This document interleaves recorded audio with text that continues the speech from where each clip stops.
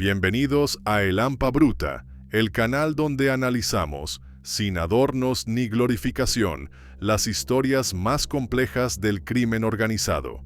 Aquí no se celebra la violencia, se expone, se analiza y se contextualiza. Nuestro propósito es comprender cómo ciertas estructuras criminales han logrado enraizarse en lo más profundo del sistema. En este episodio, nos adentramos en una organización que no nació en las calles, sino entre muros de concreto y puertas de acero. Una hermandad que transformó una ideología extremista en una maquinaria criminal nacional, con jerarquía propia, símbolos, códigos y redes de poder. Hablamos de la Hermandad Aria, también conocida como Aryan Brotherhood, una organización tan temida como desconocida por el gran público. Y recuerda, si te interesan estas historias que analizan a fondo el funcionamiento real de las organizaciones criminales, te invito a apoyar este proyecto. Suscríbete, activa la campana de notificaciones, comparte este video y deja tu comentario. ¿Desde qué país nos sigues? ¿Crees que estructuras como la Hermandad Aria nacen por ideología o por abandono del sistema? Y si quieres dar un paso más, ya puedes unirte como miembro del canal. Y ahora sí, vamos con la historia completa de la Hermandad Aria, el grupo que convirtió las cárceles de Estados Unidos en su propio territorio. En el año 1964, en el interior de la prisión estatal de San Quintín, California, nacía silenciosamente una organización que décadas después sería temida dentro y fuera del sistema penitenciario estadounidense. Su nombre, la Hermandad Aria, también conocida como The Brand 1-2 o simplemente AB. En un momento en que las cárceles comenzaban a eliminar la segregación racial, el grupo surgió como una reacción violenta a los nuevos equilibrios raciales. Se trataba de una facción de reclusos blancos que se agrupó inicialmente bajo una motivación supremacista, con el objetivo de protegerse y atacar frente a otras pandillas emergentes, especialmente la Black Guerrilla Family, de mayoría afroamericana. Su núcleo inicial estaba compuesto por moteros y se decía que algunos de los primeros miembros eran conocidos como la Banda del Diente de Diamante, un apodo que circuló entre internos y custodios de la época. Su fusión con grupos racistas organizados y su inspiración en la pandilla Bluebird dio origen a una estructura que rápidamente tomó forma jerárquica. Desde sus primeros días, la Hermandad Aria mostró una inclinación por la violencia como forma de control y poder. El ingreso no se daba por simple afinidad. Requería de una demostración de lealtad a través de actos de violencia, comúnmente contra reclusos afroamericanos, hispanos o incluso funcionarios penitenciarios. En sus primeros años, el grupo rechazó incluso a figuras notorias. Charles Manson, ya encarcelado, buscó respaldo dentro de la hermandad, pero fue rechazado.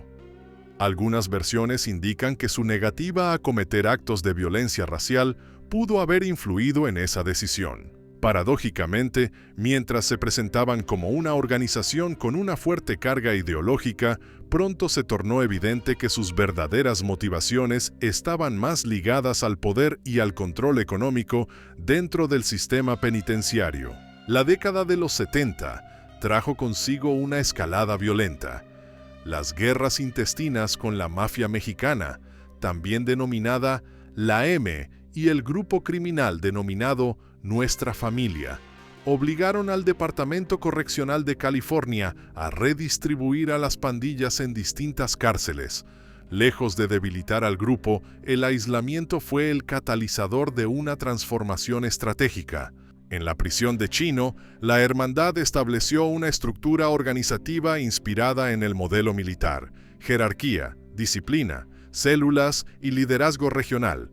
Aunque la prisión de Chino no siempre se menciona explícitamente como el lugar donde se estructuró el modelo militar, sí hay fuentes y archivos judiciales que señalan que tras el aislamiento en varias prisiones, incluida Chino, la Aryan Brotherhood comenzó a desarrollar jerarquías más complejas. Nacieron así dos ramas paralelas pero aliadas: la Hermandad de California y la Hermandad del Sistema Federal.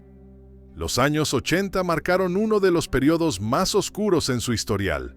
En 1981, Thomas Silverstein y Clayton Fountain asesinaron al recluso Robert Chappell, líder de un grupo rival, en la prisión de Marion. Días más tarde, según algunas fuentes, apuñalaron 67 veces a Raymond Cadillac Smith, considerado el jefe nacional de los DC Blacks.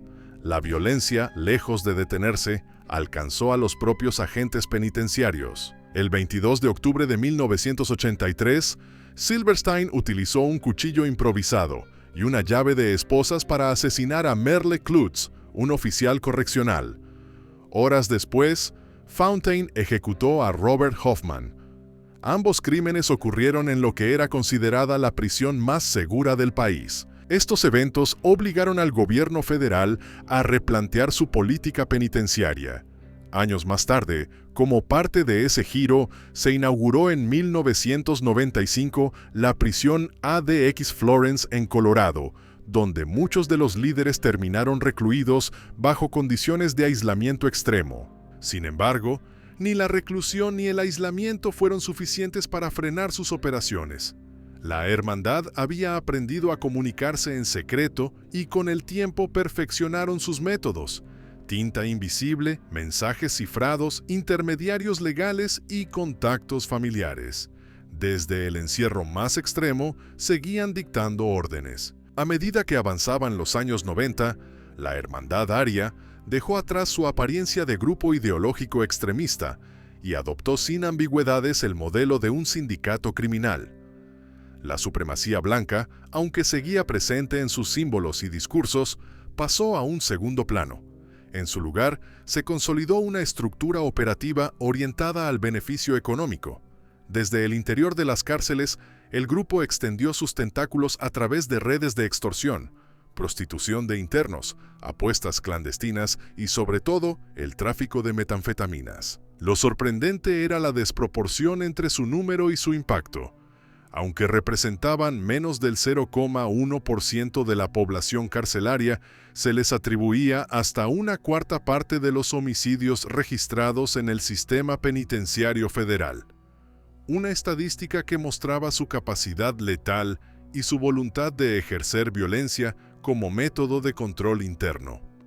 Desde el interior de las prisiones, la Hermandad Aria logró construir un sistema financiero interno sorprendentemente estructurado. Utilizaban intermediarios, familiares, abogados y testaferros para mover dinero, pasar órdenes y lavar ganancias provenientes de actividades ilícitas. Los miembros en libertad tenían la obligación de entregar un porcentaje fijo, habitualmente el 20%, de sus beneficios delictivos a los líderes encarcelados. Este tributo, como lo llamaban algunos, no era opcional, formaba parte del código interno del grupo. A través de esta red, las cárceles no solo eran centros de encierro, sino auténticas oficinas de mando desde donde se controlaban operaciones criminales dentro y fuera de los muros. Durante esta época, la Hermandad Aria sorprendió con alianzas impensables. En 1993, durante el motín de la prisión de Lucasville en Ohio, uno de los más largos y letales en Estados Unidos y que dejó un saldo de 10 muertos, la Aryan Brotherhood pactó temporalmente con pandillas afroamericanas y grupos musulmanes. Aunque no fue una alianza formal documentada con estructura, sí existió una coordinación temporal y pragmática durante el motín. Fue una alianza de conveniencia que desmentía cualquier pureza ideológica. En momentos estratégicos, los negocios superaban el dogma. Según diversas versiones carcelarias, en 1996 John Gotti, entonces jefe de la familia Gambino, habría buscado apoyo de la hermandad tras ser agredido por otro recluso. Aunque no se concretó ninguna represalia, el contacto entre ambos mundos marcó un precedente. Incluso la mafia tradicional reconocía el poder de la organización nacida tras los muros. Pero con la expansión vino la presión legal. En 2002, el FBI desplegó una ofensiva sin precedentes. Usando la Ley RICO, instrumento legal empleado para combatir estructuras mafiosas por sus siglas en inglés, Racketeer Influenced and Corrupt Organizations Act, se presentaron cargos contra 29 líderes de la hermandad por homicidio, conspiración, tráfico de narcóticos y crimen organizado. Las investigaciones revelaron métodos de comunicación tan ingeniosos como perturbadores, cartas con tinta invisible, señales codificadas en libros, uso de abogados para enviar mensajes y hasta, según algunas versiones, transmisiones clandestinas de radio entre internos. En 2006, tras un extenso proceso judicial, Barry Mills y Tyler Bingham, considerados la cúspide de la organización, fueron condenados a cadena perpetua. Ambos fueron trasladados nuevamente a ADX Florence, donde continuaron bajo aislamiento. Aún así, su poder no se extinguió. La hermandad conservó su sistema de jerarquía piramidal, consejos estatales, familias y una red de parientes que reclutaban, adoctrinaban y organizaban operaciones tanto dentro como fuera de prisión. El proceso de iniciación seguía siendo brutal. Tras un año de prueba, el nuevo miembro debía jurar lealtad de por vida, un vínculo que solo se disolvía con la muerte, y cometer un acto violento. La iconografía reforzaba la identidad del grupo: esvásticas, tréboles verdes, runas vikingas, las siglas AB o el número 666. Entre las lecturas que circulaban en secreto entre sus miembros destacaban desde Mein Kampf y el arte de la guerra, hasta panfletos neopaganos de inspiración nórdica y novelas western de autores como Louis L'Amour. A través de estos textos, muchos construían un imaginario de guerra, poder y dominación, que servía como marco para justificar su violencia estructurada. En paralelo, surgieron variantes como la Hermandad Aria de Texas, una escisión autónoma con presencia en las prisiones del sur del país. Con su propia estructura, una especie de rueda de 4 jefes, cada uno al mando de un territorio, esta rama se enfocó en actividades como el narcotráfico, la extorsión y, según algunas investigaciones, la trata de personas. Uno de sus líderes más temidos, apodado El Animal en ciertos relatos y reconstrucciones documentales, fue descrito como símbolo del grado de violencia alcanzado por la organización, aunque su identidad no ha sido confirmada oficialmente. En Texas, según se cuenta, la violencia alcanzó niveles tales que incluso grupos criminales rivales optaron por evitar el conflicto directo. Mientras tanto, en otras regiones como Ohio o California, el nombre de la Hermandad Aria se seguía asociando con redadas masivas. En 2005, la Orden de la Sangre, una célula subordinada, fue desmantelada con 44 detenidos. En 2020, más de 60 personas ligadas al grupo fueron arrestadas en una operación simultánea en California, Nevada y Montana. Se incautaron drogas, armas automáticas y evidencia de conexión con fraudes financieros, incluyendo desfalcos a programas de ayuda por la pandemia. La Hermandad Aria ya no era una pandilla. Era, en toda regla, una red nacional del crimen organizado con una estética peligrosa, una doctrina perversa y una disciplina de hierro. A pesar de décadas de investigaciones, juicios y operaciones policiales, la Hermandad Aria sigue siendo una presencia activa y amenazante dentro del sistema penitenciario y en varias regiones de Estados Unidos. Lejos de haber sido erradicada, ha aprendido a mutar, adaptarse y sobrevivir. Su número actual se estima entre 15,000 y 20,000 miembros, una cifra que incluye tanto a internos como a individuos en libertad condicional o ex-convictos que mantienen lealtad activa a la organización. En 2018, Barry Mills, figura emblemática de la organización y arquitecto de muchas de sus estructuras internas, murió por causas naturales en ADX Florence a los 70 años. Su fallecimiento marcó el fin de una era, pero no el colapso del grupo. A su sombra quedaron estructuras intactas, contactos operativos y una doctrina de sangre perpetuada por generaciones más jóvenes. Uno de los casos más recientes y contundentes se dio entre 2020 y 2023, cuando 2 de los líderes operativos en California, Francis Clement y Kenneth Johnson, fueron declarados culpables de ordenar múltiples homicidios desde el interior de sus celdas.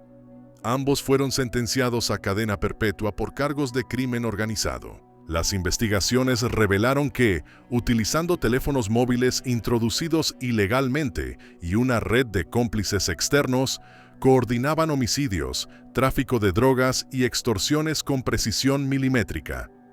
Uno de sus colaboradores, John Stinson, de 70 años, también fue condenado por conspiración, mostrando que la edad no limita el alcance operativo de estos grupos. En paralelo, se desarticuló una red criminal en Los Ángeles vinculada a los Peckerwoods, una pandilla de supremacistas blancos que mantenía alianzas con la Hermandad Aria y la mafia mexicana. En esta operación, más de 40 individuos fueron detenidos y se incautaron grandes cantidades de fentanilo, heroína, metanfetamina y armas de fuego. Entre los hallazgos, se identificó el uso de grupos cerrados en redes sociales para compartir información operativa, según informes. La Hermandad, una vez más, había tejido alianzas funcionales más allá de su retórica racial. Este pragmatismo, reiterado a lo largo de los años, ha sido clave para su supervivencia, aunque el grupo mantiene simbología supremacista, esvásticas, el número 88, tréboles, runas y un discurso de pureza racial. Sus alianzas con pandillas hispanas como la mafia mexicana o incluso con clanes afroamericanos en contextos específicos reflejan una lógica centrada en el poder y el control territorial. Casos como el motín de Lucasville de 1993 y otras investigaciones muestran alianzas temporales y pragmáticas con grupos normalmente enemigos ideológicos. Su lema sigue siendo el mismo: sangre entra, sangre sale, una sentencia que se traduce en una pertenencia sin salida, reforzada por rituales de iniciación y juramentos de lealtad eterna. El adoctrinamiento también ha evolucionado. Las cárceles han detectado la circulación clandestina de manuales ideológicos, textos históricos, literatura de guerra y hasta panfletos religiosos de corte neopagano o vikingo. El propósito no es solo fortalecer la identidad del grupo, sino también justificar sus acciones como parte de lo que se podría llamar una guerra cultural. En muchas cárceles, los miembros más antiguos actúan como mentores, asignando tareas, promoviendo castigos y moldeando a los nuevos aspirantes. Fuera de prisión, la Hermandad Aria ha demostrado tener una capacidad inquietante para infiltrar barrios, aprovechar redes delictivas preexistentes y aprovechar la descoordinación entre jurisdicciones estatales y federales. Se han detectado actividades de lavado de dinero, robos de identidad, fabricación de sustancias ilícitas y delitos financieros que involucran desde préstamos fraudulentos hasta estafas relacionadas con programas de ayuda gubernamental. La Hermandad Aria no es únicamente un fenómeno criminal, es también un reflejo brutal de fallas estructurales. Diversos informes académicos del Department of Justice, del Southern Poverty Law Center y del Marshall Project coinciden en que el surgimiento y persistencia de grupos como la Aryan Brotherhood refleja fallas del sistema penitenciario y desigualdades sociales. Su persistencia expone la fragilidad del sistema penitenciario estadounidense, la lentitud burocrática que impide reubicar a líderes peligrosos y una compleja red de desigualdades que sigue alimentando el reclutamiento, al menos antiguamente. El reclutamiento en prisión ha sido históricamente motivado no solo por ideología, sino por protección racial, carencias sociales previas o necesidad de pertenencia. Para muchos reclusos blancos sin vínculos ni protección, unirse a la Aryan Brotherhood no es una elección ideológica, sino una cuestión de supervivencia. Hoy, más de medio siglo después de su fundación, la Hermandad Aria sigue operando con la lógica de una mafia clandestina: jerarquía, castigos ejemplares, alianzas selectivas y un control férreo de su narrativa. Su historia es una advertencia. Cuando el poder criminal se forma desde dentro del sistema, desmantelarlo es una tarea titánica. Y aunque los nombres cambien, los tatuajes se borren o los líderes envejezcan, la organización sigue hablando en su lengua original, la del miedo. La historia de la Hermandad Aria es mucho más que una crónica de crímenes y poder. Es también un espejo que refleja lo que ocurre cuando las instituciones fallan, cuando el encierro se convierte en escuela del crimen y cuando el odio se institucionaliza.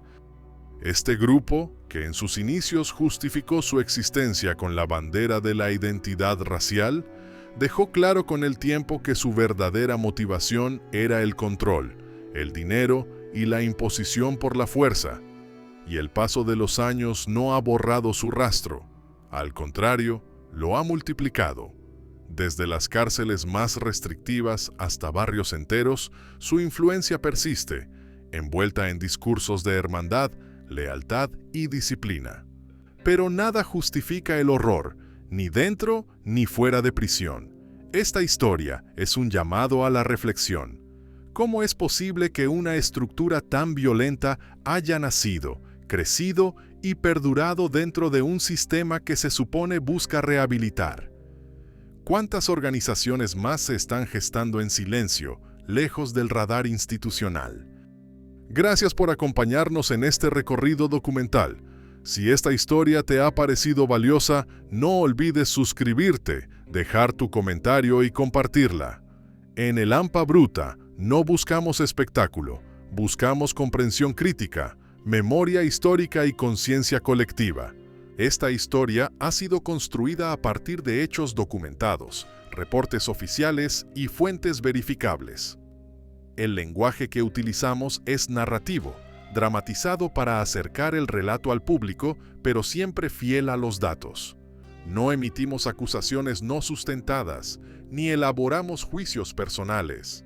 Nuestras historias deben entenderse como una interpretación crítica basada en hechos reales, no como afirmaciones jurídicas absolutas. Nos vemos en el próximo capítulo, donde seguiremos explorando los laberintos del crimen organizado con rigor, responsabilidad y respeto por la verdad. Hasta entonces,